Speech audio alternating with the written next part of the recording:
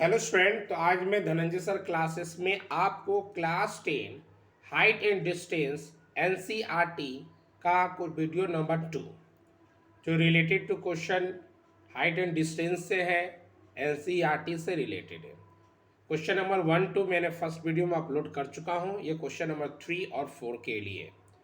Question number 3 में बोल रहा है कि एक कंट्रैक्टर है जो प्लान कर रहा है दो स्लाइडर का, एक जो बच्चों के लिए, एक जो 5 साल से छोटे उनके लिए, और दूसरे जो है वो आपके बड़े बच्चों के लिए।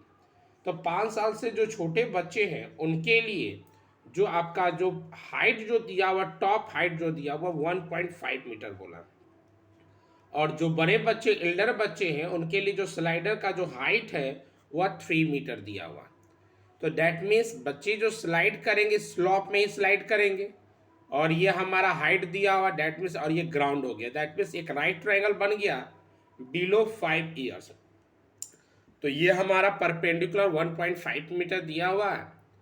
बेस नीचे वाले को बोलते हैं, ये हमारा हाइपोटेनस है, और एंगल जो बना हुआ कितना बना हुआ, तो छोटे बच्चों के लिए जो एंगल बना है वह 30 डिग्री दिया हुआ। तो मैंने यहाँ 30 डिग्री लिख दिया। तो आपको बोल रहा है कि लेंथ ऑफ द स्लाइड, ये जो स्लाइड दैट मीन्स हाइपोटेनस निकालना है, इस केस में भी निकालना है और एल्डर वाला में भी निकालना है। तो दोनों कंडीशन में हमारा क्या दिया, तो परपेंडिकुलर दिया हुआ है, क्या दिया हुआ, तो थीटा दिया हुआ है। इस केस में भी क्या दिया है, तो परपेंडिकुलर दैट मीन्स 3 मीटर दिया हुआ है, और हमारा एंगल दिया हुआ। दोनों कंडीशन में हमें हाइपोटेनस दैट मीन्स स्लाइड निकालना। तो सबसे पहले हम लेकर चले बिलो 5 ईयर्स, 5 साल से छोटे। तो 5 साल से छोटे के लिए ये ट्रायंगल है। इस ट्रायंगल में ए बी हमारा 1.5 मीटर दिया, थीटा हमारा 30 डिग्री दिया हुआ है। तो साइन थीटा का वैल्यू क्या होता है, तो साइन थीटा का वैल्यू P/H होता है। ऑलरेडी हम लोग मेंशन कर चुके हैं साइन थीटा का वैल्यू क्या होता है, तो P/H। तो साइन थीटा, थीटा हमारा इस ट्रायंगल के लिए कितना है, तो 30 है। तो sine 30 is equal to P हमारा ए बी हो जाएगा और एच हमारा ए सी हो जाएगा। तो ए बी बाई ए सी। आप देखो साइन 30 का वैल्यू क्या होता है, तो 1/2 is equal to 1.5 by A C, 1.5 by A C. तो क्रॉस मल्टीप्लाई करोगे तो A C is equal to क्या हो जाएगा, 2 into 1.5 that means 3 metre. That means जो 5 साल से छोटे बच्चे जो है उसका जो स्लाइडर है उस स्लाइडर का हाइट कितना है, तो 3 मीटर है। अब आ जाते हैं फॉर एल्डर चिल्ड्रेन, बड़े बच्चों के लिए।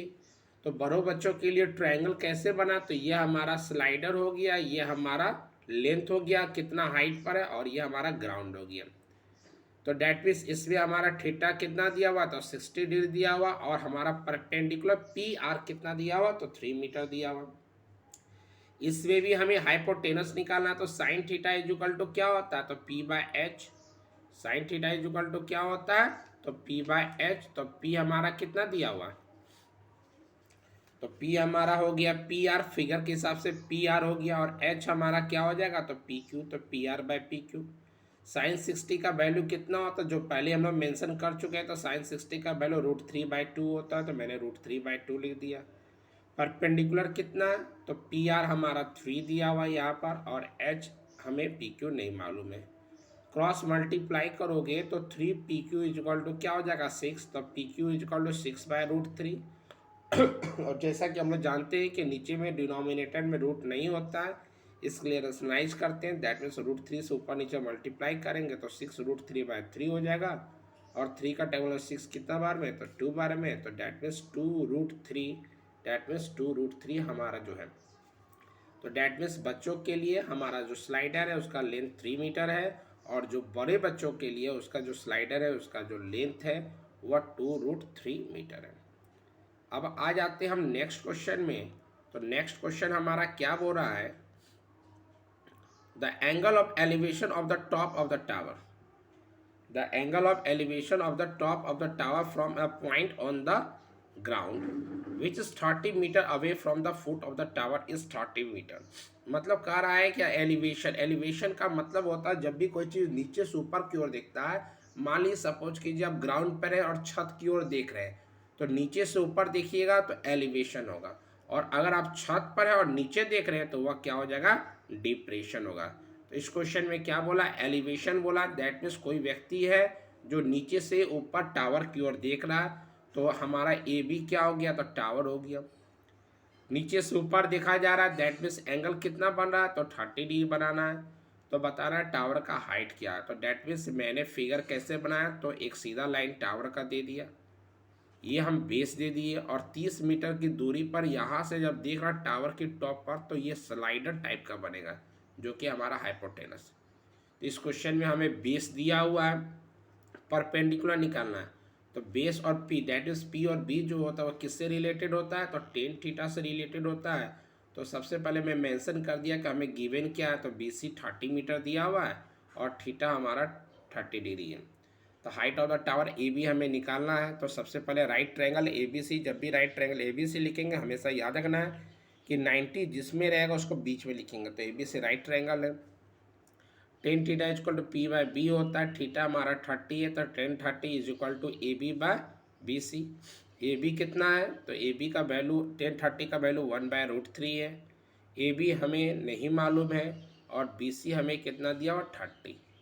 क्रॉस मल्टीप्लाई करोगे तो क्या हो जाएगा, √3 A B is equal to 30 होगा, और ए बी का वैल्यू क्या हो जाएगा 30/√3। नीचे में रूट नहीं होता है, इसके लिए हमें रेशनलाइजेशन करना होगा, और रेशनलाइजेशन करेंगे तो क्या हो जाएगा 30√3/3, और 3 से काटोगे तो 10 का टेबल 3 का टेबल 30 कितना बार में आएगा, तो 10 बार में।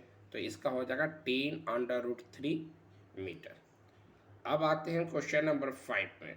क्वेश्चन नंबर 5 में बोल रहा है कि एक पतंग है और वह ग्राउंड से 60 मीटर अबव है, और उसमें जो स्ट्रिंग लगा हुआ, धागा जो लगा हुआ है उसमें नो स्लैक मतलब ढीलापन नहीं है, और वह ग्राउंड से जो टॉप है पतंग का वह एंगल जो बन रहा है वह 60 डिग्री बन रहा है। तो बताना है उस लेंथ ऑफ द स्ट्रिंग क्या है। तो सबसे पहले हम फिगर कैसे बनाएं, तो ये एक राइट ट्रायंगल तो बनेगा ही, क्योंकि आपका हाइट एंड डिस्टेंस जितने भी रिलेटेड क्वेश्चन होते हैं इसके लिए राइट ट्रायंगल मस्ट है। तो आप देखते हो कि पतंग जो है जब भी जाता है वह हमेशा इस फॉर्म में उड़ता हवा में, तो डैट मीन्स हाइपोटेनस हो गया। कोई भी लेंथ को मेजर करते हैं हमेशा स्ट्रेट लाइन में, तो डैट मीन्स ये परपेंडिकुलर हो गया, और परपेंडिकुलर और हाइपोटेनस का जो डाउन पॉइंट से उसको मिलाने वाला जो लाइन होगा वह क्या हो जाएगा, बेस हो जाएगा। तो डैट मीन्स हमारा परपेंडिकुलर दिया हुआ है और हाइपोटेनस हमें क्या करना है, निकालना है। तो वही kite above the ground that means A B 60 metre है, angle A C B theta that means 60 degree है, length of the string A C हमें फाइंड आउट करना है। तो राइट ट्रायंगल हमारा ए बी सी है। आप इस क्वेश्चन में देख रहे हो कि आपको परपेंडिकुलर मालूम है, हाइपोटेनस निकालना है। तो पी बाय एच किसका होता है, तो साइन थीटा। तो sine theta is equal to P by H, sine theta, theta कितना है, तो साइन 60 इज इक्वल टू क्या हो जाएगा, A B by A C. Sine 60 का वैल्यू क्या होता है, तो √3/2 होता है। तो साइन 60 का वैल्यू कितना है, तो √3/2 लिख दिए। ए बी कितना है, तो 60, और ए सी का ए सी लिख दिए। क्रॉस मल्टीप्लाई करेंगे तो √3 ए सी इज इक्वल टू 120 होगा। तो A C is equal to 120/√3, और नीचे में रूट नहीं होता है तो √3 से ऊपर नीचे मल्टीप्लाई कर दोगे तो 120√3/3, 3 का टेबल 40 बार में कट जाएगा। तो A C is equal to क्या हो जाएगा, 40√3। डैट मीन्स हमारा जो पतंग का जो धागा है वो डोर जो है उसकी लंबाई कितना हो जाएगा, तो 40√3 metre. Next question, question number 6 जो है उसमें क्या दिया हुआ है कि आपका एक लड़का है जो कि 1.5 मीटर टॉल है। एक लड़का है और वह लड़का कितना है, तो 1.5 मीटर जो है वह टॉल है, standing at a some distance from a 30 metre tall building. एक लड़का है जो कि 1.5 मीटर टॉल है और वह 30 किसी बिल्डिंग से 30 मीटर की दूरी पर है। एलिवेशन जो उसके आंखों से बन रहा है वह 30 डिग्री था, बाद में वो 60 हो जा रहा। क्यों हो जा रहा, क्योंकि वह बिल्डिंग की ओर जा रहा है। तो बताना है कि वह बिल्डिंग की ओर कितना दूर गया। तो फिगर कैसे बनाएं, ध्यान से पहले देख लिया जाए, फिगर्स क्लियर हो जाएगा तो आप आराम से सॉल्व कर सकते हो। तो ये हमारा जो फिगर है, इस फिगर में ए बी हमारा बिल्डिंग है और डी ई जो है वह एक बच्चा है जो कि 1.5 मीटर टॉल है, और यहाँ से बिल्डिंग के टॉप को देख रहा है तो 30 डिग्री बन रहा है। लेकिन कुछ दूर आगे जैसे बिल्डिंग की ओर आया, तो जैसे ही बिल्डिंग की ओर आएगा तो एंगल जो है वह इंक्रीज हुआ, क्योंकि हम जानते हैं कि मान ली सपोज कीजिए कि जैसे मान ली सपोज कीजिए कि घर है और घर से दूर होकर आप उसके छत को देखोगे, तो जितना गर्दन उठाना पड़ेगा उससे ज़्यादा गर्दन जब आप और जाकर क्लोज जाओगे, तो जितना ज़्यादा क्लोज जाएंगे उतना एंगल मेरा बढ़ेगा, और जितना हम दूर जाएंगे एंगल हमारा घटेगा। तो पहले एंगल 30 डिग्री था, बाद में 60 हो गया, तो 30 डिग्री दूर वाला लिए और सामने वाले को 60, क्योंकि पहले बोल दिया कि वह टुवार्ड्स द टावर, टावर की ओर जा रहा है। तो याद रखिए टावर या कोई भी चीज़ के जब नज़दीक जाइएगा तो एंगल बढ़ता है और दूर जाइएगा तो एंगल जो है वह घट जाता है। तो इस क्वेश्चन को कैसे सॉल्व करेंगे, तो पहला क्वेश्चन में दिया हुआ लिख दिया है height of the building A B, building का टोटल हाइट हमारा 30 मीटर दिया हुआ है। Height of the boy, boy का जो हाइट है वह हाइट कितना है, तो 1.5, जो डी ई और सी एफ दोनों बराबर है इसलिए मैंने लिख दिया डी ई और सी एफ दोनों बराबर है, और वह कितना है, तो हमारा 1.5 मीटर है। इसके बाद आप ध्यान दोगे तो इसके बाद क्या लिखा हुआ है,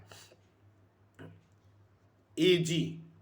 ए जी क्या है फिगर में, तो ध्यान से देख लिया जाए कि ए जी हमारा है क्या, तो ए से जी आप देखो टोटल 30 है, अगर ये 1.5 है तो ये भी 1.5 होगा, तो हमारा डी बी जी भी तो 1.5 ही होगा।